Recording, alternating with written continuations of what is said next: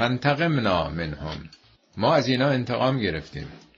ما وقتی که اینو میشنویم یک احساسی پیدا میکنیم که عجب خدای خشنی داریم، خدایی که اهل انتقامه. اگه انتقام بده چرا خدا خودش منتقمه؟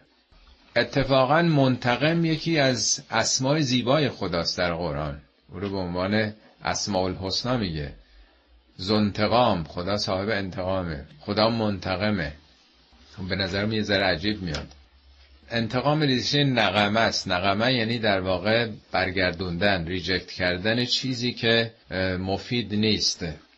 یه غذایی رو که میخواین بخورید، میوه‌ای، اول چشمتون داره میبینه وقتی نزدیک میکنید. وقتی ببینین میوه خرابه یه طرفش، چشمتون ریجکت کرده. میخوان به دهان نزدیک کنین، بینیتون بوش رو میفهمه، ریجکت میکنی. این سیستم دوم. تو دهان میذارید، مزهش رو میفهمین، ترشه، در میارید. سوم، بازم متوجه نشدید، عجله داشتین، خوردینش، معدتون میخواد بالا بیاره، چون با سیستم بدن نمیسازه، نباید بره. روده و معده به شدت میخوان دفع بکنه. یعنی بدن چیزی رو که با او سازگار نیست برمیگردونه. این مفهوم نقمه است، انتقام. شما وقتی میخواین خون تزریق کنین، باید گروه خونیتون دقیقاً رعایت بشه، وگرنه دچار شوک میشید. بدن نمیپذیره.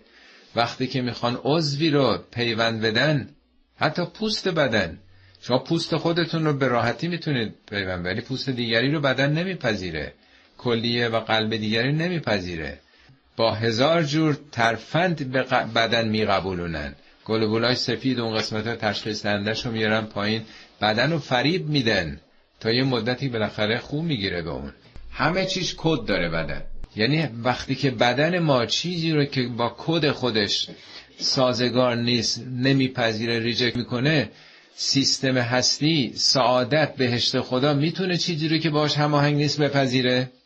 اقوام ظالم ریجکت میشن دیگه تو طبیعت دیگه.